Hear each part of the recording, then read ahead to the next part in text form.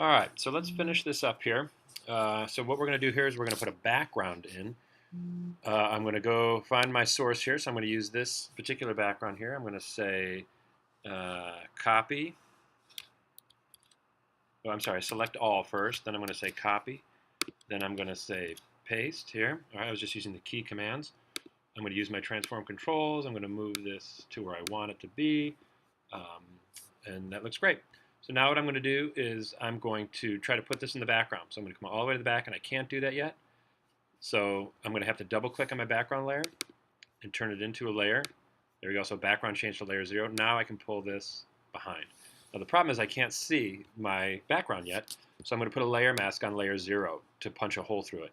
But the thing about this is, I took all this time to create this layer mask on the top. I don't want to have to redraw it and make it all perfect. So I'm just going to steal this layer mask. So what I do is I just right click and I say add mask to selection, and it just selected this layer mask into my selection. I'm going to go to layer 0 and I'm going to hit layer mask. Boom, there we go. And see, it just made a quick duplicate of that. I can use my mask edge and I can clean that up. I can change it and I can do all sorts of things. If I want to change this background, if I click on layer 1 down here, what I can do is I can put some levels adjustments on here.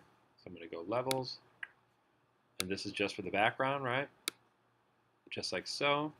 Put my layers again. So see, everything below this layer is getting an adjustment. Everything above it is not being affected by it.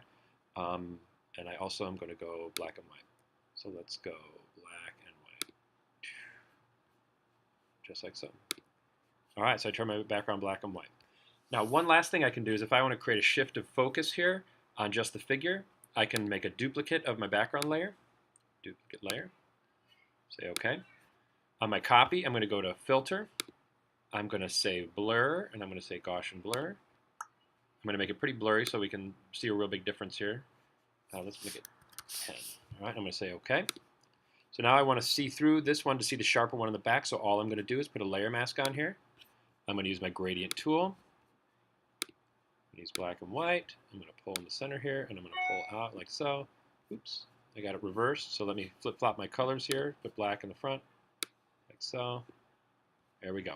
And so the further I drag out my gradient tool here, the larger the radius. Remember, I can change the shape of my gradient over here, and I can redo my gradient each time I need to do so.